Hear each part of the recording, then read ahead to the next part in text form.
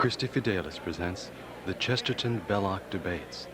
And now, moderator for tonight's debate, the founder and director of ChristiFideles, Father John Perricone. Well, let us begin. In the name of the Father, and of the Son, and of the Holy Spirit, amen. And direct, O Lord, we ask Thee, all our actions by Thy holy inspiration, and carry them on by Thy assistance, that every prayer and work of ours may begin from Thee, and through Thee be brought to completion through the same Christ our Lord. Amen. Holy Mary, our hope, seat of wisdom. In the Father, and of the Son, and of the Holy Spirit, amen. I would like to welcome you to ChristiFideles' inaugural Chesterton-Belloc debates. I am Father Perricone, the moderator of tonight's proceedings. Firstly, may I answer the question, why debates? Because debates are only natural for Catholics. If the Church did not invent debate, it brought it to its highest refinement in the Middle Ages with the questiones disputatis of the scholastic doctors. This was natural for the Catholic Church, as I said, because truth is her possession and her passion, since her master is the way, the truth, and the life. No other institution on earth at any time has protected and exalted the true achievements of the intellect other than the Catholic Church. Of course, she bids the intellect to exercise itself, not for the sake of intellectual exercise. That only leads to the contemporary philosophical fatigue called deconstructionism, with its more remote descendant in the skepticism of Plato's Athens. No, the intellect's purpose is to strive for the truth. It is to this end that the Church created the universities and still considers them one of her monumental accomplishments, prompting in her great pride and jealous custody. Debates? Yes. Because arriving at the truth is everything. And the Catholic is second to no one in that quest. My second question: why debates named after Messrs. Chesterton and Belloc? For 4 reasons. Because they were 2 of the premier Catholics of the 20th century. Second, they were 2 of the Church's most vigorous apologists. Thirdly, because they were 2 of the finest debaters of their day. Chesterton's frequent debates with George Bernard Shaw are now the stuff of legend.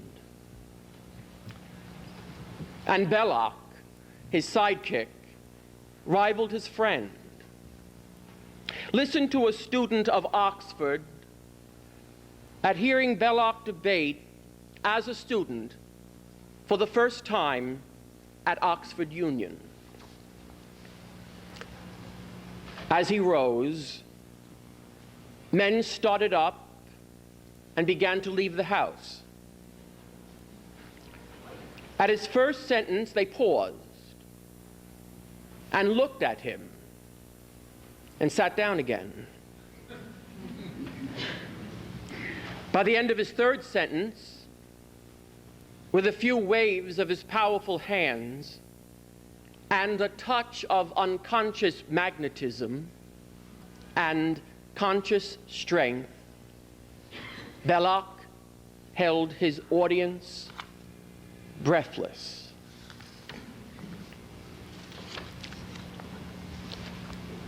Together, G.K. and Hilaire were so formidable that their countrymen merely referred to this intellectual tag team as Chester Belloc. Yes, for those reasons, ChristiFideles has named its debate series after those two Herculean Catholics. But there is a fourth.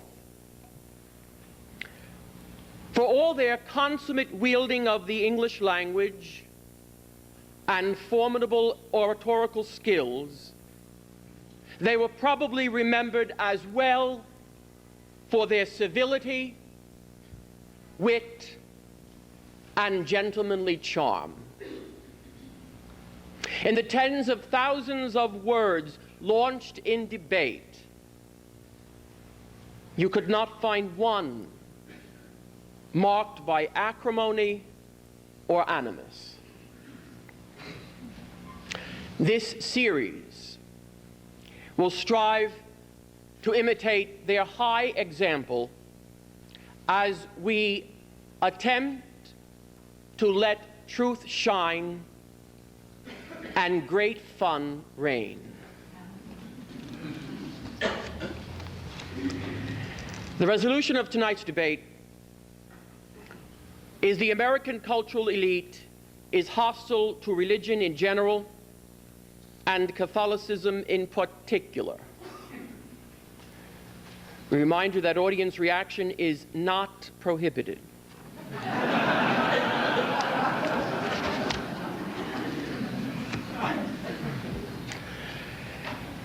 Dr. William Donohue, for the affirmative, began his teaching career in the 1970s working at St. Lucy's School in Spanish Harlem. In 1977, he took a position as college professor teaching at La Roche College in Pittsburgh.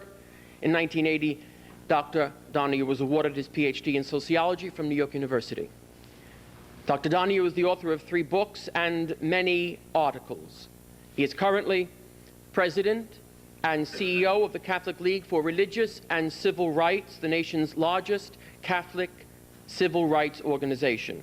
He is the publisher of the Catholic League journal, Catalyst. Dr. Donohue is also an adjunct scholar at the Heritage Foundation and serves on the board of directors of the National Association of Scholars and the New York State chapter of that organization. Dr. Donohue. Thank you.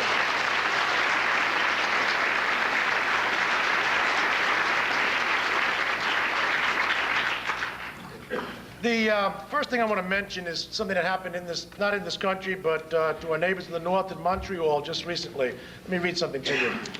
On March the 7th, 15 people wearing ski masks spray-painted graffiti with the words "Religion, a Trap for Fools" on a pillar outside Mary, Queen of the World Cathedral in downtown Montreal. Inside, they painted "No God, no Masters" on the altars. They overturned flower pots and they stuck sanitary napkins, some soiled, to pictures and walls. Condoms were thrown around the cathedral, the missal was stolen, hundreds of prayer books were destroyed. There was an attempt to overturn the tabernacle as well.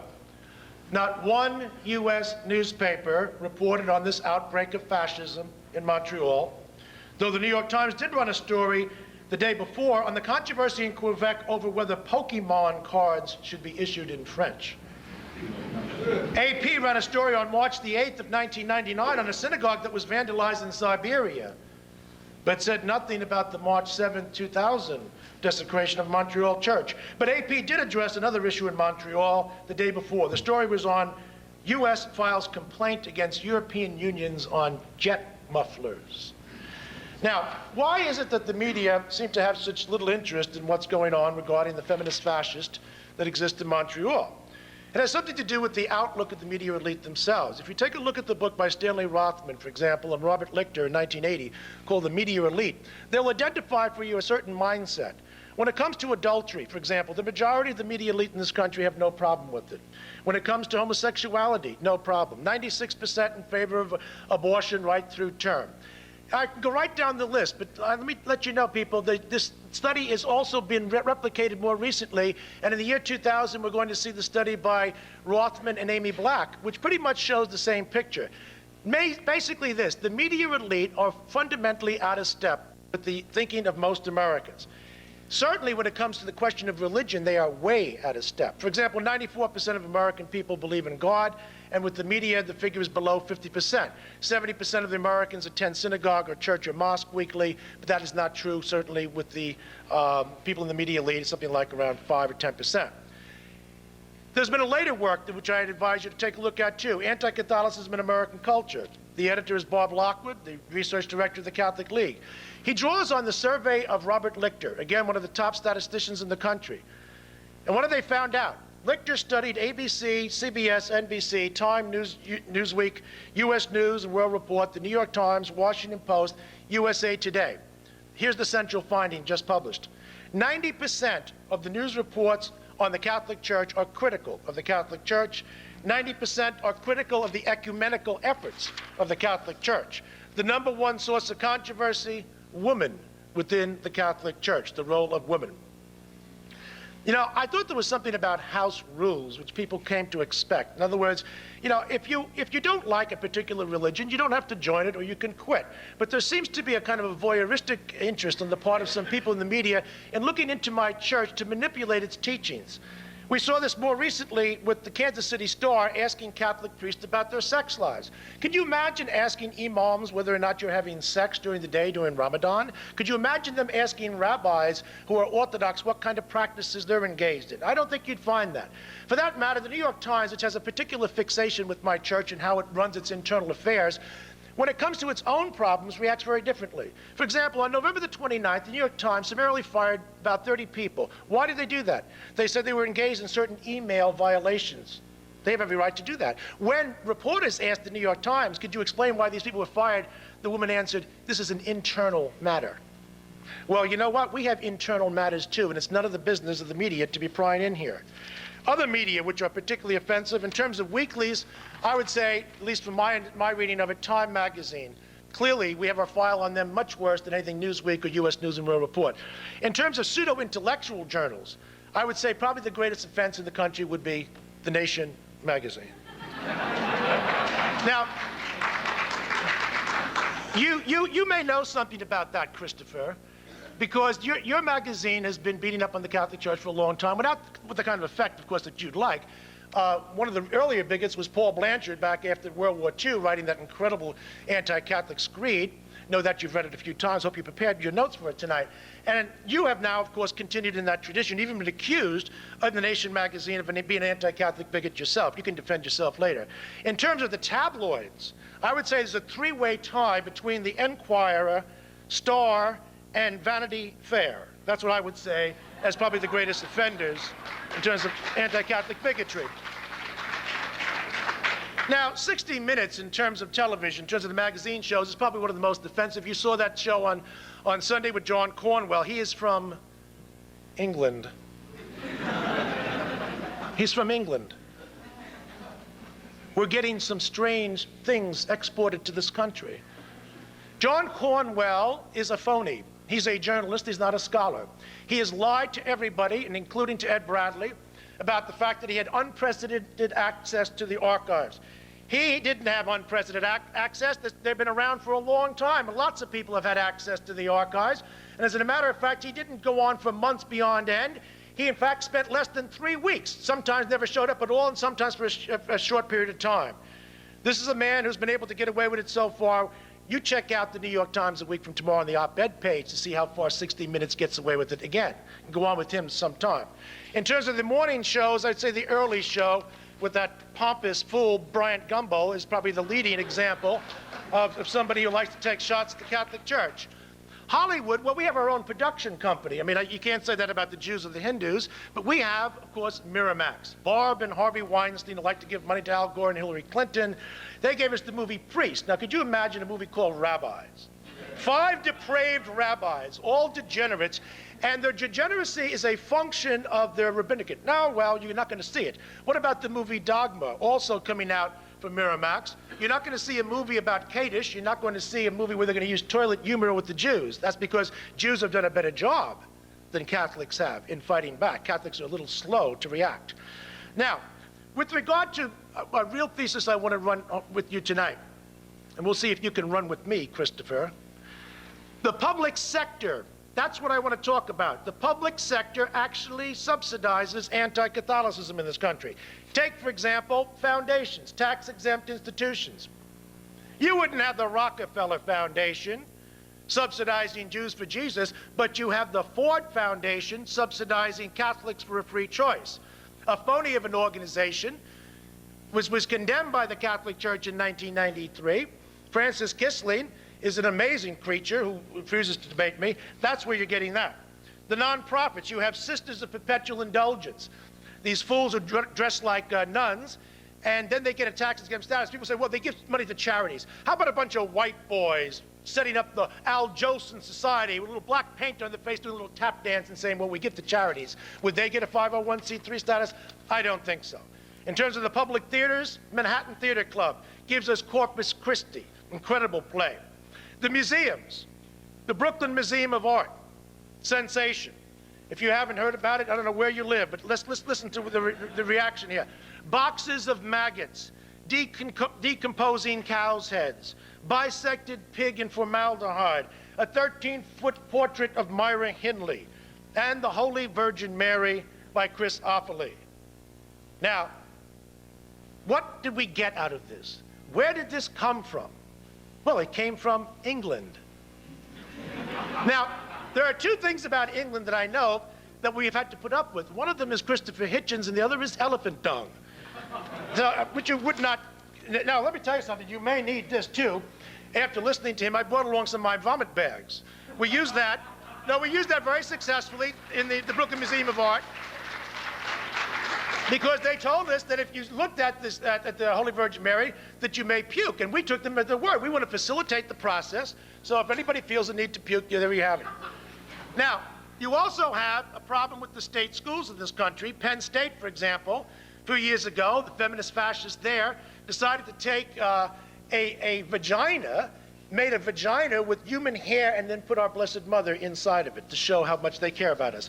At Hunter College, another state-supported institution, you had Condom Jesus, and at SUNY New Paltz, the same kind of outrage.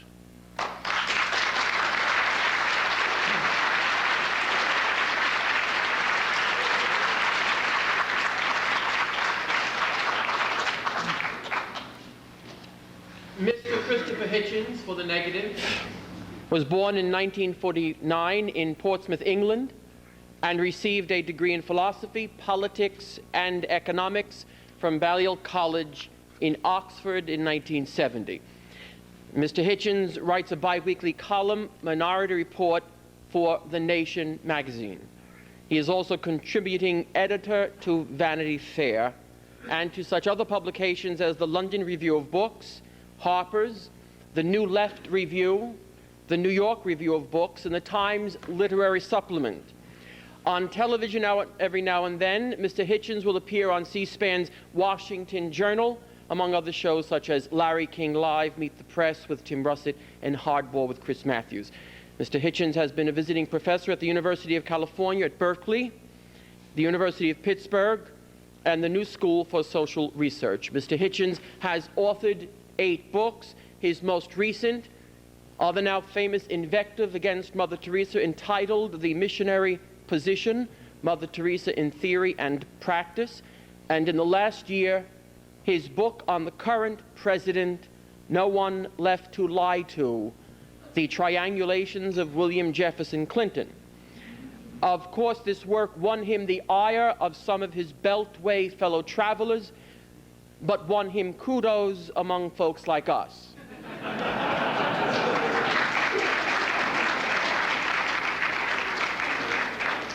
Mr. Hitchens, at the end of the day, any foe of Clinton is a friend of ours.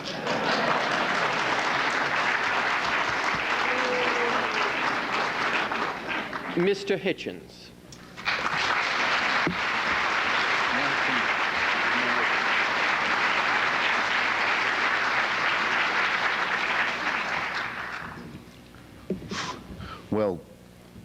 Well, kiss me, I'm English. Thank you, Father, at least for your generosity and fraternity, and also for giving me, in what you just said, that any foe of this revolting president is a friend of yours, or Mr. Donohue's, another proposition to rebut. I thought I only had one. I'm certainly here to dispute, not to be heard. Turn it on. Listen, can we settle this once and for all? Am I audible now? Did you hear the kiss me, I'm English bit? Okay. I wanted to thank, I felt I was obliged to thank at any rate the Father for his generosity and absence of vulgarity, and to say that in doing that, he nonetheless burdened me with rebutting yet another proposition, namely that any foe of this revolting pagan president is also a friend of his. I fear, Father, there you're too generous or too optimistic too.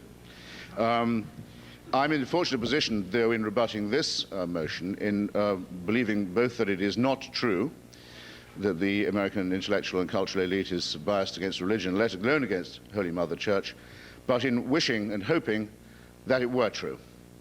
So I should either have half the time or perhaps double the time for my task. I am also an admirer, especially of the poetry of both Hilaire Belloc and G.K. Chesterton.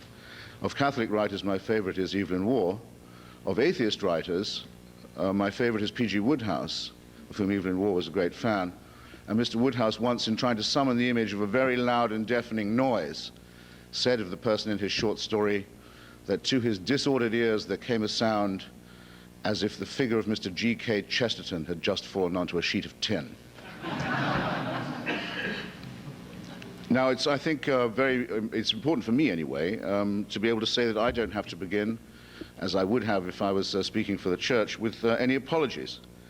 We don't have a lot to apologize for. It wasn't we who framed Galileo. It wasn't we who said that God wanted the Crusades. It wasn't we who mounted the Inquisition. It wasn't we who sponsored Pavlich, Salazar, Mussolini, Dollfuss, Hitler, Vichy, Franco, and the rest of it.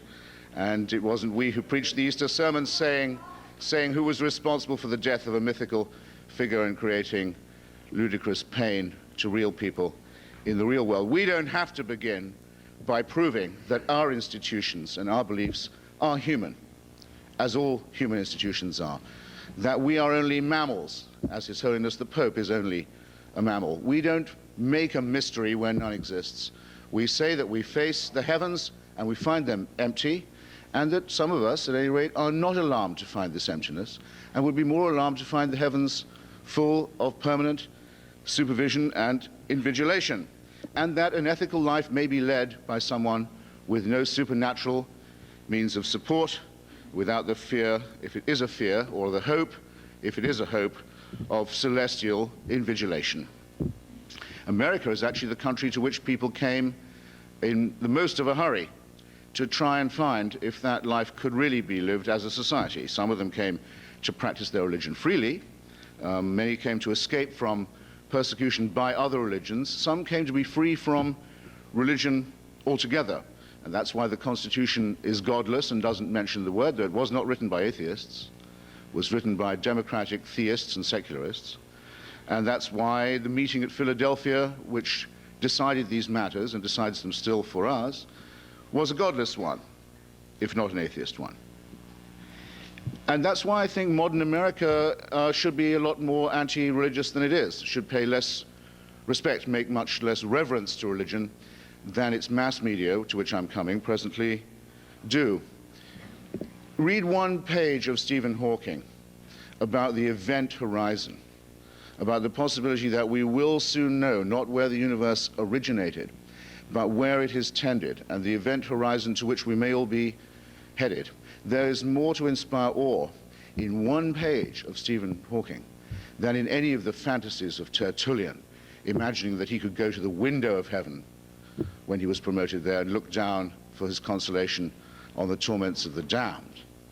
There's much more to be awe-inspired by in a page of Hawking than any number of burning bushes or other such myths. Now, it could be, and this part of the motion I think I might have to admit for debate purposes, that when religion is attacked in this country, that the Catholic Church comes in for a little more than its fair share. I may say I've probably contributed somewhat to that, and I'm not ashamed of my part in it. But doesn't the Catholic Church make rather large claims for itself? The Catholic Church claims to hold the keys of Peter. The Holy Father claims to have that power and to be the vicar of Christ upon earth. It is said that only through this means and this approach can redemption be achieved. These are large claims for a human and fallible and political and bureaucratic institution to be making for itself in the age of Hawking. I think it's also the case that America is preeminently a country of, if not sexual license, as you might imagine from hearing Mr. Donohue. I mean, I'm surprised that you can cross the streets without copulating individuals and with dogs throwing buckets of water over them to keep the temperature down. But at any rate, a country of sexual tolerance, a country of sexual, I'll settle for pluralism, would settle for pluralism for now. Well, Holy Mother Church doesn't settle for that. Holy Mother Church makes rather strict demands. Holy Mother Church prohibits, by various edicts, ukases, statutes, and pronouncements, all forms of sex that are not specifically devoted to the outcome of procreating further Catholics, and it enforces this with a celibate hierarchy. Now, that's fine, and it is your choice, and as you say, Father, as you don't say, Father, excuse me, but presumably would, but as Mr. Donohue did say, no one has to join that church. But that church, where it can, does try and impose those standards on non-believers and non-members. And there will always seem to some people, I think, something absurd in the enforcement of such statutes, especially since we know most Catholics don't observe them, by a celibate oligarchy and hierarchy.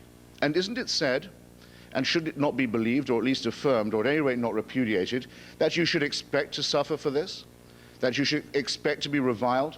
That you should be proud to be abused? That you will be told that what you believe is absurd? That you should be glad to hear it for his sake? That those who despitefully use you are to be expected? And isn't that a rather dignified position, a rather honorable position for the church to take? Something that even an atheist and humanist and Marxist like myself can understand and respect. But instead, what do we get? An endless whine of self-pity, of, well, why are they picking on us? They wouldn't say that about the Jews. An endless play on the ethnic politics and identity politics card, an endless appeal to self-pity, where you should be proud that you're in a fight for your politics and your church. And you seem instead to be resentful about it, and perhaps, who knows, a little insecure. However, for the main part of it, you only have to open a paper to see the exaggerated deference paid to every utterance of His Holiness the Pope, wherever he goes, and the extraordinary deference shown to him whenever he visits these shores and decides to grace us with his presence. As for the woman styling herself Mother Teresa, I can attest that until I wrote my little pamphlet, she had been the recipient, the beneficiary of a 25-year Niagara of 100% favorable publicity in every secular, Protestant, Jewish, and Catholic or non-religious outlet of any kind at all in the media. Only by the grace of my intervention could it not be said when she died that no one had ever said a single word against her, and that no one had ever pointed out that she had fawned on the Duvalier family in Haiti and said that they were the Lord's anointed and beloved of the poor. That, oh well, I'll get to her depredations in rebuttal, because I say I have only a minute to go, and I don't want to overrun my time or end foaming in mid-sentence, waving vomit bags and Tampax, waving vomit bags and Tampax in the name of good taste and good bearing and good manners and good standards. I think I can hope to be rescued from that fate without any divine intercession. The truth of the matter is, ladies and gentlemen, comrades and friends, brothers and sisters, religion has it very much its own way in this country of ours. It's in the Pledge of Allegiance, thanks to a stupid intervention by President Eisenhower. It's on the money. It's in the opening of Congress every day. It's at the National Prayer Breakfast. It's when the delinquent president summons his advisors and his spiritual team in order to fend off what should have been inevitable. It's when Al Gore can't bring himself to criticize the decision of the Oklahoma School Board. And it's high time that that situation was reversed and we developed a proper immunity to it and made sure that religion could only be self-inflicted. Thank you.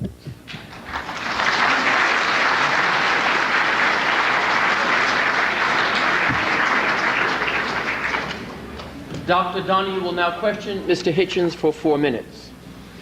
I think I know why you don't like Mother Teresa, but I think you really should be man enough to tell the audience some of your more despicable comments. So since you weren't, I'll do it for you. These are Christopher Hitchens' word. On Mother Teresa, in regard to her opposition to abortion, he said, quote, "It sounds grotesque when uttered by an elderly virgin." She has also been regarded as a presumable virgin, and you've also referred to as an elderly virgins terrified of sex should not tell the rest of us how to live our sex lives. So that's really the kind of individual you are, Christopher, so don't give me the stuff about Duvalier. Now, why is she such a threat to you? All right. You see, both Christopher Hitchens and Mother Teresa had one thing in common. They both professed to have something in common with regard to the poor. They both said they were concerned about the poor. Unlike Mr. Hitchens, Mother Teresa actually did something about the poor. So she...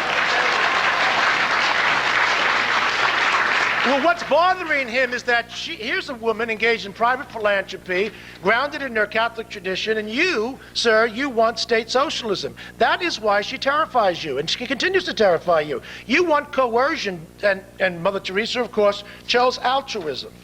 You know, if you're going to write a book, too, you really have to do it in a scholarly fashion. For example, this is a scholarly work. This is a book which I wrote, okay? This is a piece of trash. This is a book which you wrote. Now, why would I say that? This is the Mother Teresa book, not because of the content. He has the freedom of speech. When you write a book, if you're going to be taken seriously, it's always helpful to have an index, okay? You don't have any index. Yours is 8.5 by 5.5, 98 pages. But more importantly, there's something called footnotes, which go at the foot of the page, or endnotes, which go at the end of the chapter. If you take a look at my book, you have 1,060 attributions. It's called evidence, Christopher, and we open up your book and we don't find any. Now that, you see, if you were one of my undergraduate students, that would have to merit an F. I'm sorry. It doesn't carry any weight.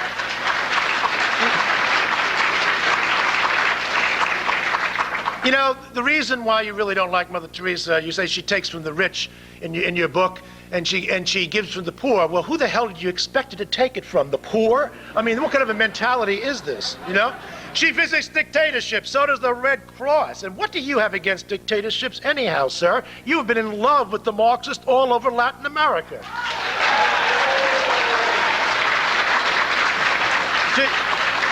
To give you an idea of where he's coming from, he was so angry at Mother Teresa because she wouldn't install an elevator in one of her buildings to rescue the homeless in the Bronx. He didn't mention that she agreed to take them up the stairs. The nuns would carry the homeless up the stairs. No, because the mind of the bureaucrat, the person who must have the state, is the mind of the person who would be against anybody who's doing anything like this. It's called voluntarism. But most amazing, in your book, you say that Calcutta needs population control. But on the page before, you actually say that secular leftist politics predominates. Didn't you quite figure out the cause and effect? In social science, it's called an independent variable and a dependent variable. Didn't you quite figure out that the reason they have so much poverty over there is precisely because of your secular leftist politics, which predominates? Where in God's name has socialism ever delivered anything but what Orwell said? Leader worship, oppression, and war. That's the legacy of what you stand for.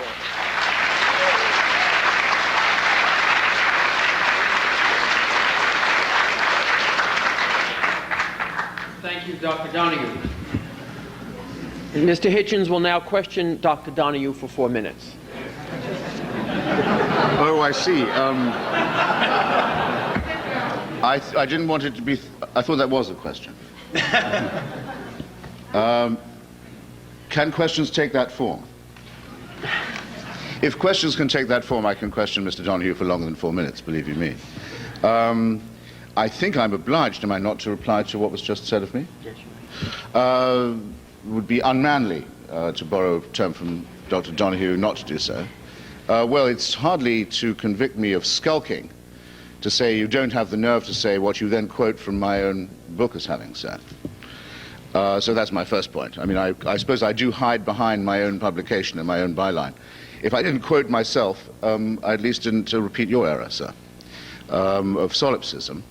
But I can't have it said of, even of the Red Cross, which I hold no brief, that they take money from dictators. I'm sorry, the Red Cross does not go to dictators and ask for money.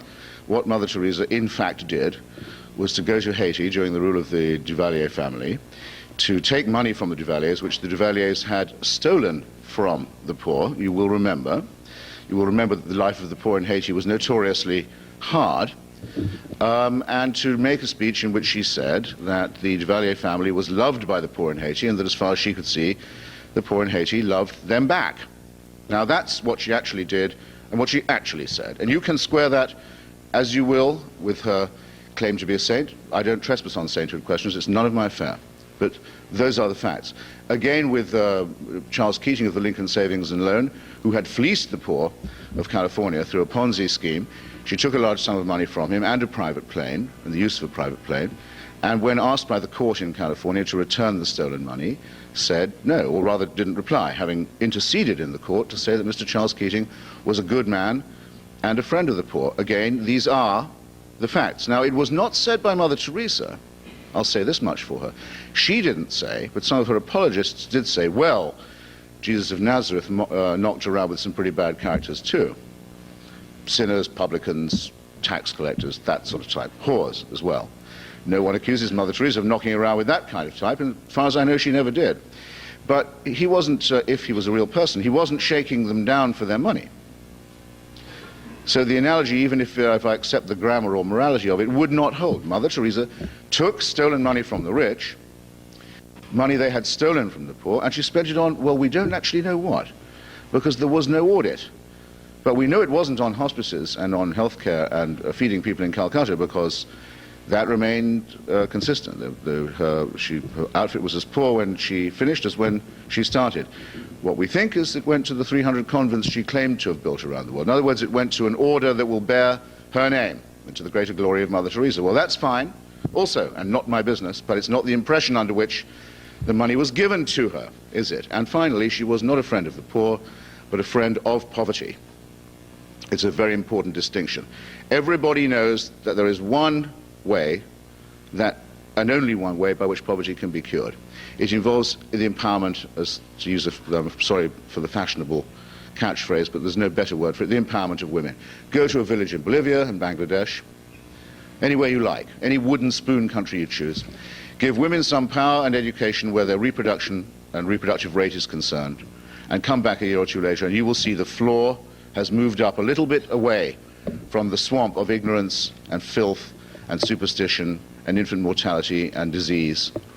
And things are starting to happen. And then if you can come up with maybe a handful of seeds and a small loan, things will really start to happen. But it all depends on releasing women from their dependence on the cycle of reproduction and on the husbands who force it on them and the conditions that force it on them.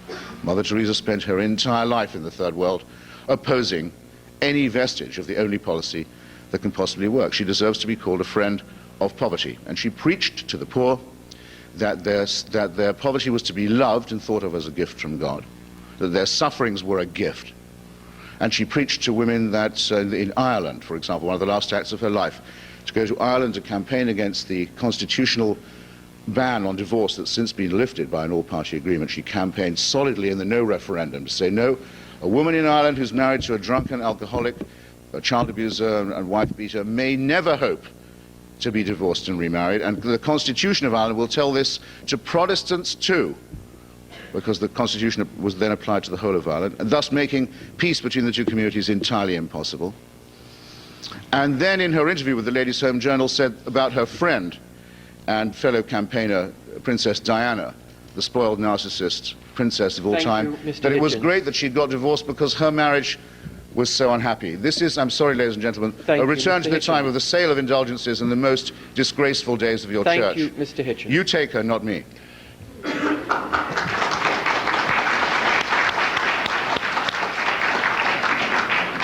Dr. Donohue will now respond to Mr. Hitchens for 8 minutes. 8? Charles Keating, by the way, gave the money to Mother Teresa back around 1982. You left that out. Very convenient. When he was involved in this swindle in the 1990s, the money was already spent on the poor. That does not appear in your book, and you're not man enough to say it again here this evening. Now, this fawning over the poor that you supposedly have, you should have an interest in the poor.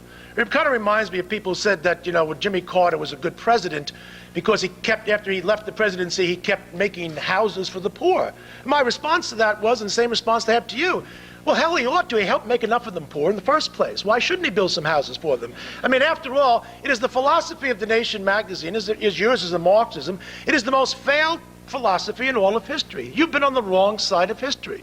Marxism is what is, you talk about apologies. You don't want to apologize for anything. There are more people dead in the 20th century as a result of what government has done than what any religion has done. 120 million people lost their lives. It's called communism. Now, if you don't make this...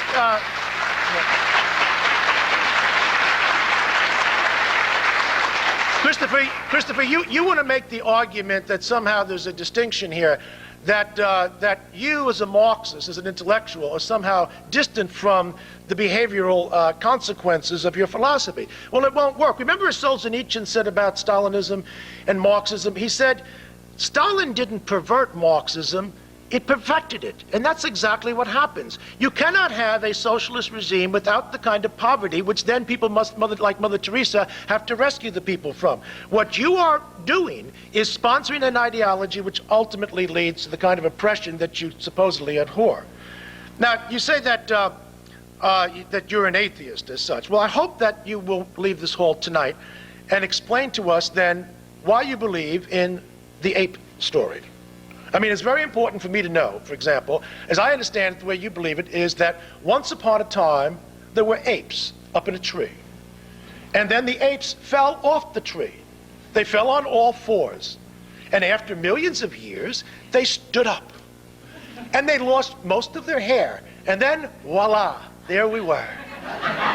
Now, if you want to believe that you are, if you want to believe that you are a descendant of the apes, you won't get any argument from me, Mr. Hitchens.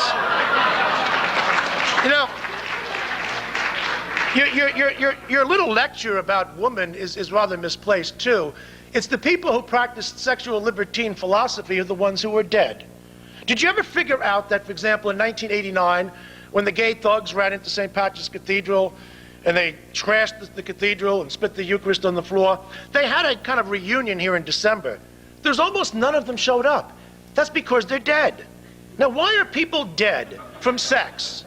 Is it because they are practicing natural sex, or are they practicing unnatural, promiscuous sex? Now, nobody that I know of in the entire world has ever died of sex if you listen to what the Catholic Church teaches. It's only people in rebellion to it.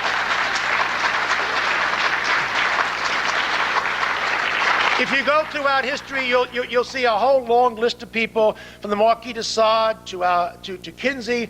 Every one of these people, not only anti-Catholic, they were sadomasochists, bisexual, switch-hitting, pedophile, voyeuristic exhibitionists. Did I leave anybody out? Now, and that's true. If you take a look at every one of these people, look at what they have bequeathed to us. So I think there is some accounting that needs to be done and has to come from your side. You said that the Catholic Church deserves the bigotry it gets because it wants to impose its views. I can take no better authority than Pope John Paul II, who says the Catholic Church doesn't want to impose anything. We are here to propose. You can accept and you can reject, and you can live with the consequences of those people who reject the wisdom of the Catholic Church. It is strange. The Catholic Church is the greatest defender of the poor. I don't know of one single force which allows more poor people to become middle class than Catholic schools. And yet, if we lived in a sane society,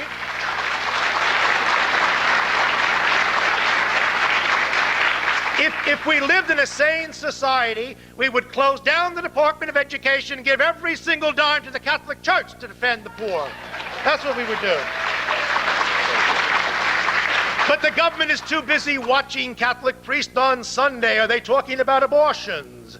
Meanwhile, we have the Protestants stumping in there, don't we? Have Gore and the others. And we have them getting endorsements in the Protestant churches. In 1988, you had two Protestants run for president, the Reverend Jesse Jackson and the Reverend Pat Robertson. Could you imagine if instead, in the year 2000, we announced that Father Paracone is going to run for president?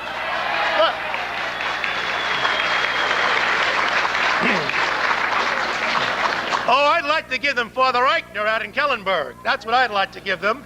And if I really want to stick it to them, I'll give them Monsignor John Woolsey. That's what I'll give them. Yeah. And if you want to push them way over the top, then I'll give you Wren. You ever meet Michael Wren? All right, run these guys for president. We'll have Father Frank here be the fundraiser. I mean, after all, if Gore can do it at the Buddhist temples and get away with it, why can't we? Can you imagine Jack Kemp in 1996 in St. Patrick's Cathedral taking up checks from the nuns and the priests? Everybody's writing a check, and then you get the money back from the Archdiocese of New York. Could you imagine trying to get away with this? Now, Christopher, you might agree with me on this, because you don't want the clergy to be running. I understand that. However, I think even you, because of your appetite for power, would find it irresistible if a particular clergyman came to you and said, Christopher, I need a vice presidential candidate. Will you please come with me? I could see this one person in this country that even you, Christopher, would have to say yes. Bob Jones III. Now, what a ticket we have. Jones and Hitchens for president. Could you see the buttons?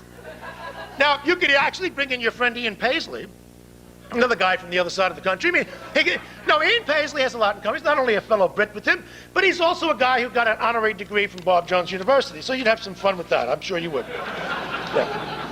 You know, the hypocrisy that goes on with this thing is never ending, particularly with regard to the government. And I want you to talk to this question of the public subsidization of the government here. We had in Chicago in 1988, people went in and they took Mayor of Washington, put a portrait of him in the Chicago Institute, in underwear and the like. What did the Black City Council do? They ordered that the artwork be impounded. So what happened last year, the year before, when the Los Angeles City Council, how many of you know this? They actually passed a resolution condemning a particular network for putting on a program, The Secret Diaries of Douglas Pfeiffer. Could you imagine if Donohue went to the New York City Council and say, hey guys, you want to pass a resolution condemning nothing sacred? I mean, they look at you like you were crazy. So what we have is a double standard. You don't like the double standard because you want to contribute to anti-Catholicism. At least you're on record about that. Well, that's one thing I have to say of Mr. Hitchens, because he's not a liberal. Liberals usually lie about these things. He will tell you right to your face that he believes that you should have more bigotry. But where you really break down, though, is that if you yourself were the victim of some form of bigotry, you would be the first one to scream bloody murder. You, sir, want to have it both ways. You want to talk about the necessity of human rights. Meanwhile, every time you get a chance to undercut somebody who's fighting for human rights, you will do so. So that's why it makes you the ultimate phony. Thank you, Dr. Donohue. Mr. Hitchens will now have 8 minutes to respond to Dr. Donohue. Actually, I hadn't quite got through with Mother Teresa, but I think probably Dr. Donohue, if I must call him that, will duly take any criticism of her as a reflection on his own probity. No, I'm sorry. I'm sorry. I'm not usually accused of being inaudible or understated. I'll start again. I was going to say I hadn't quite finished with Mother Teresa, but I'm sure that if I go on a little, it will. In rebuttal, it will, so to speak, feed into Dr. Donohue's rebuttal of me.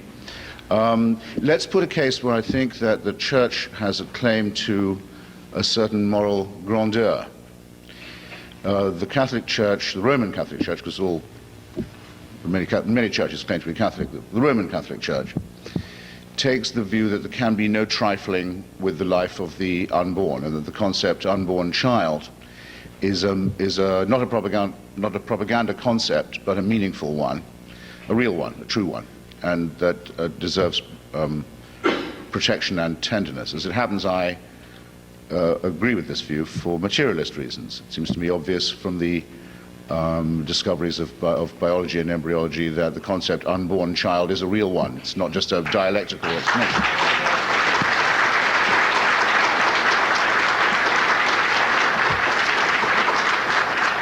And it has to be granted to the Church that it has made this a centerpiece of its ethic and its morality.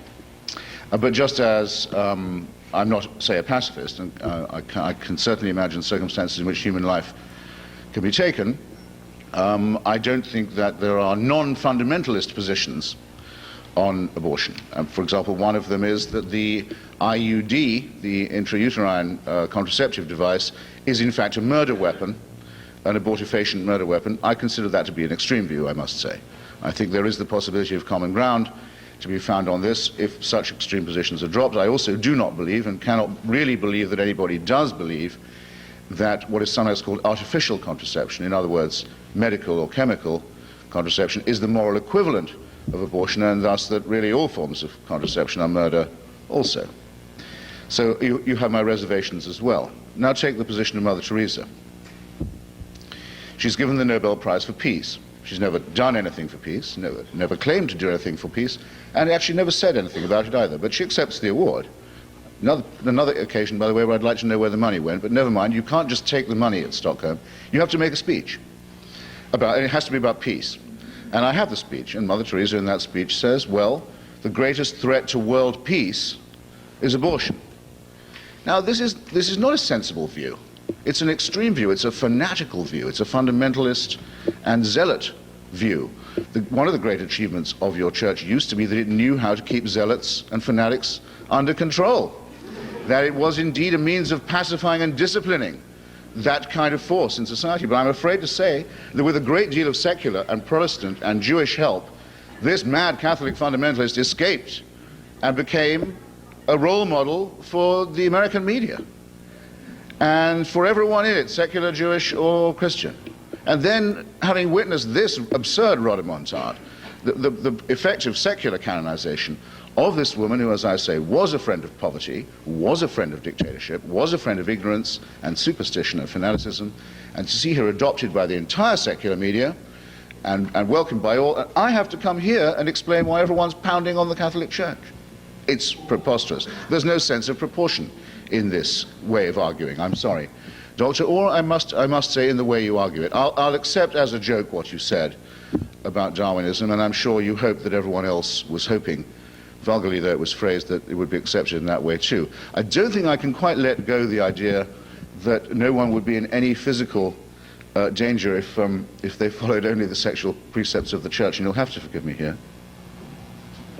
Since the Church has and still does condemned even modest acts of lonely self-abuse and encouraged people, well, not enjoined them to abstain from them, it's quite clear that what you abstain from under church instruction is not going to kill you. I mean, I will grant you that, but I will also think you will have to admit that you are the father, if not the mother, of a gigantic tautology.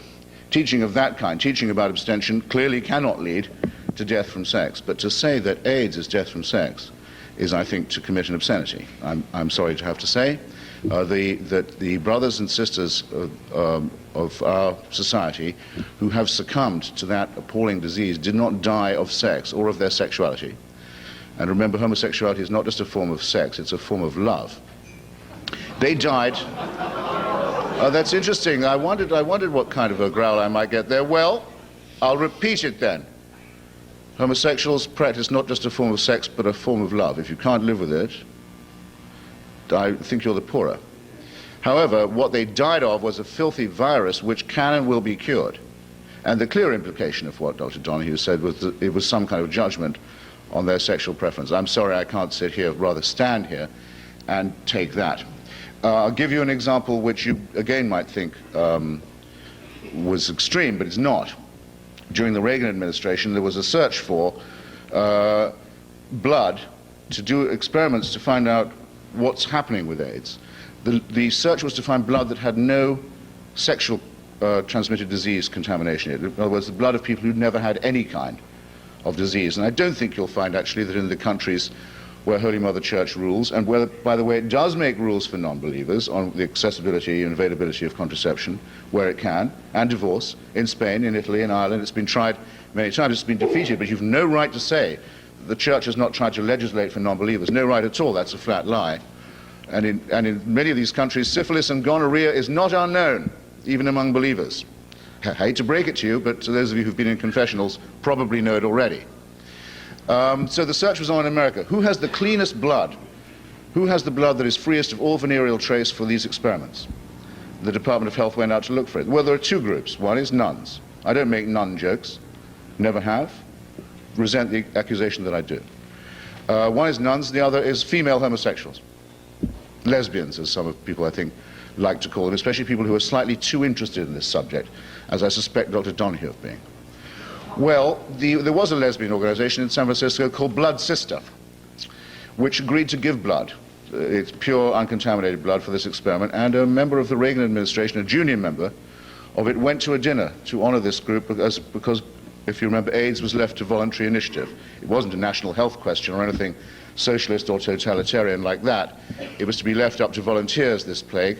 And for going to the dinner just to recognize women who'd given their pure blood to help their gay brothers, he was fired because he'd committed an immoral act and recognized an immoral practice. Well, this is why I don't think secular morality needs to be defended from the barbaric superstitions and guilts and obscene suggestions that are made by the godly, or from the repressions and unguessable motives that lie behind people who talk and think and sound like that. Thank you.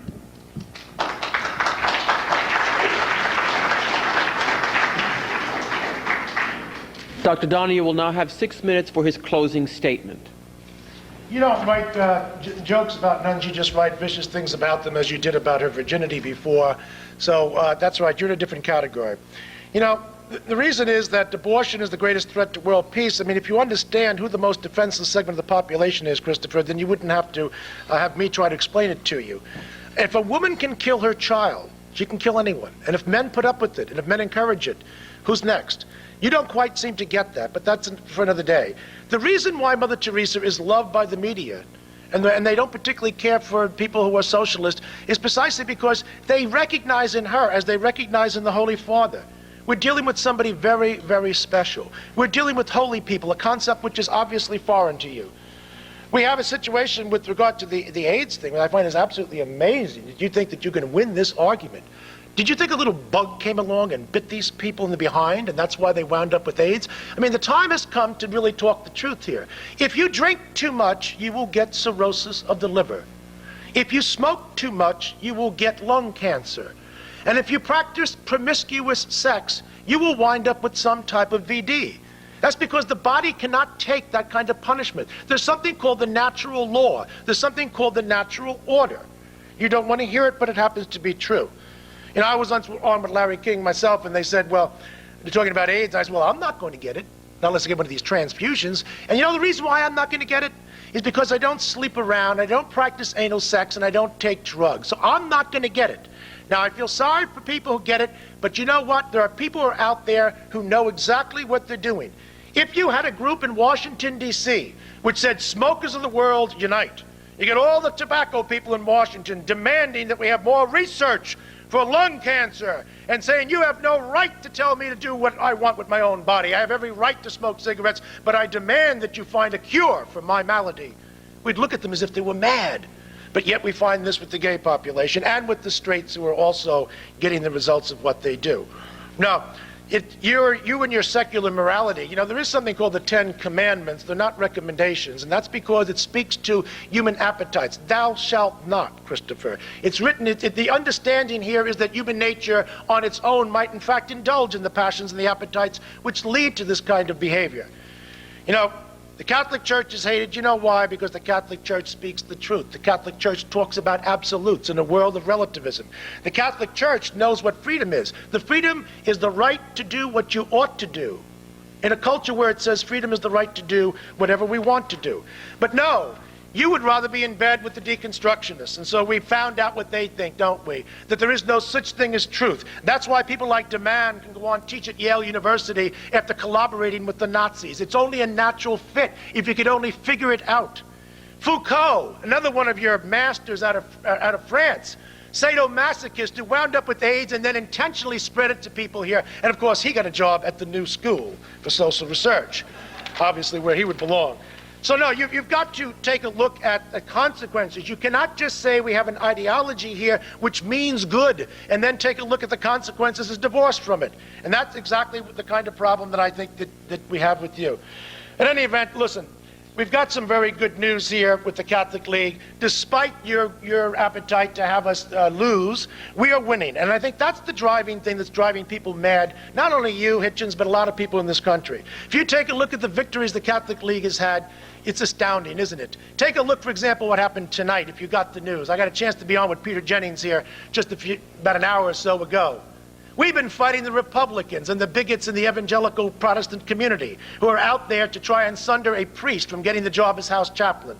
Well, as a matter of fact, House Speaker Denny Hassett, the former wrestling coach in high school, stood up and said, I am going to ask Reverend Wright to pull aside. And he did do exactly that. And it was announced tonight that a Catholic priest has been installed as the new House chaplain, the first time in 215 years.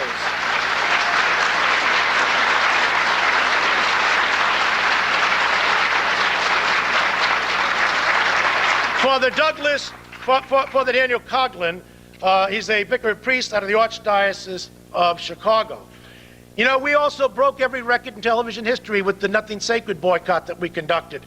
And unlike the people who are now saying Dr. Laura should be taken off the air before she gets on, we were called all kinds of names for it, but that's okay. 37 sponsors were killed as a result of our effort to get that invidious show off the air. The Simpsons, we made the point on that, too. And they said, you can go after the Jews, you can go after the Muslims, you can go after the Baptists and Presbyterians, leave the Catholics alone, because we sent an unmistakable message. In fact, NBC just recently canceled putting on a show The Last Day because of the efforts of the Catholic League. We've gotten CDs retired voluntarily without coercion. We don't have to go to the government to get what we want. We use the private pressure. And one of the things that I am most proud of, and some of you in this room, I'm very proud of you too, because you were there with me. When we went against Corpus Christi, the gay plague, we had 2,000 people in the streets. And the other side, with their stupid little balloons from people from the American way, 300 people. Oh no, the clock is ticking. The cultural clock is ticking, Christopher, and it's not going your way anymore.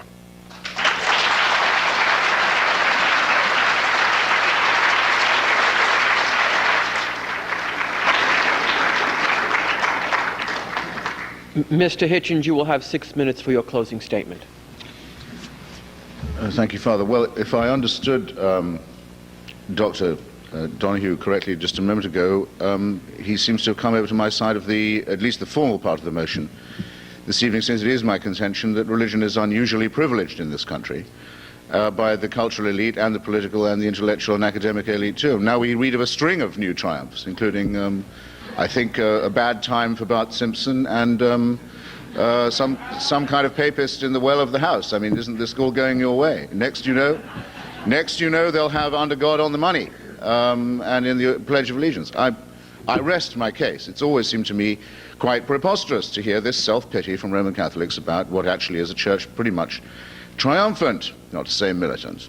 I mean, look, it is, I know it's true, that there was a time when people didn't like Irish Americans and they didn't like Catholic Americans and often confused the two. But now the Kennedy family is a celebrity family and everybody loves them. And everybody loves them and they're your problem and not mine. But I think we can dispose of that under the rubric of, is this a great country or what, actually?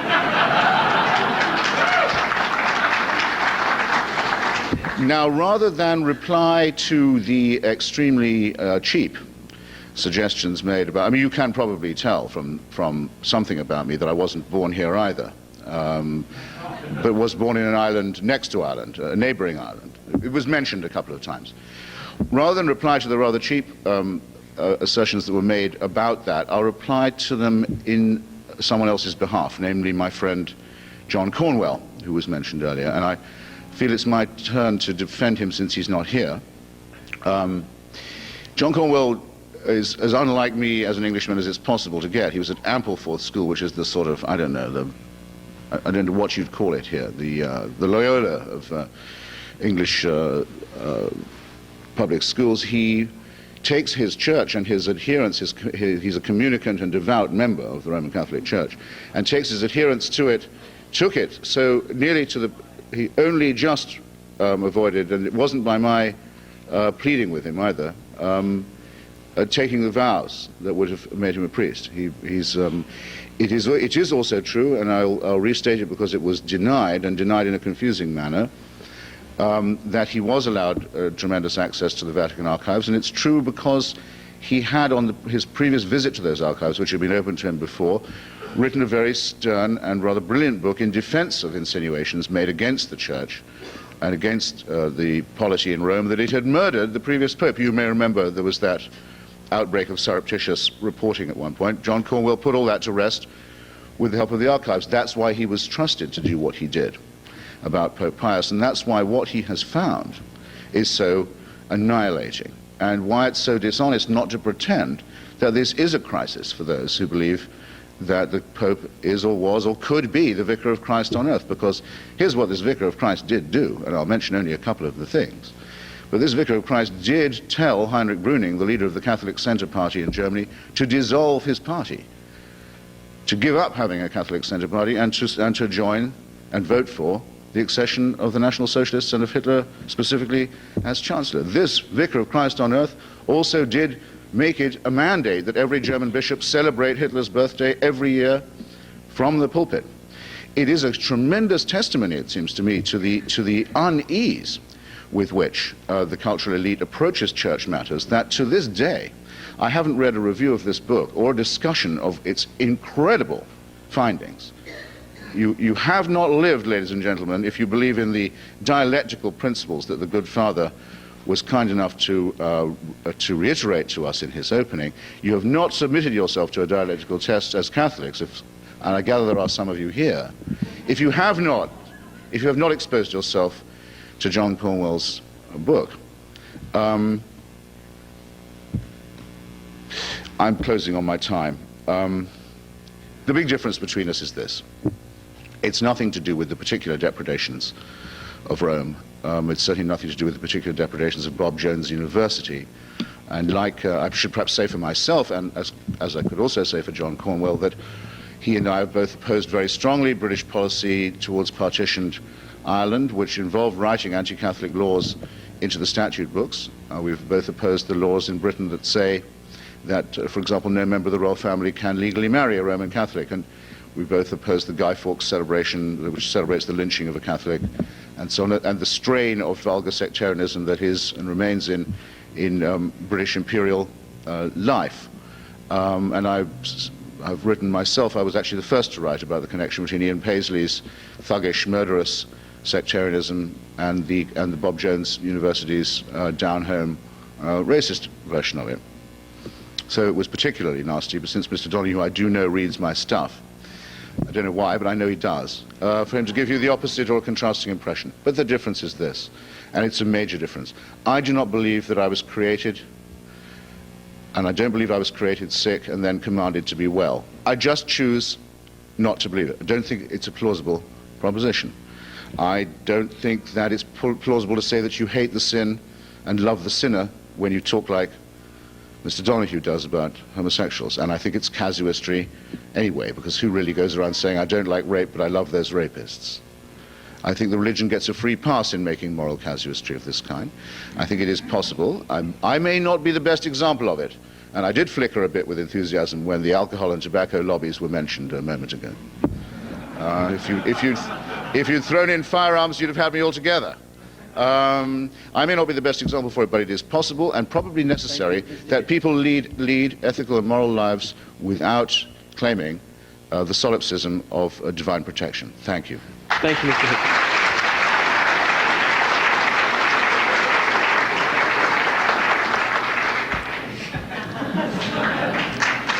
Thank you. Thank you, Mr. Hitchens. Thank you, Dr. Donohue. Thank you very much for your company this evening. Thank you very much.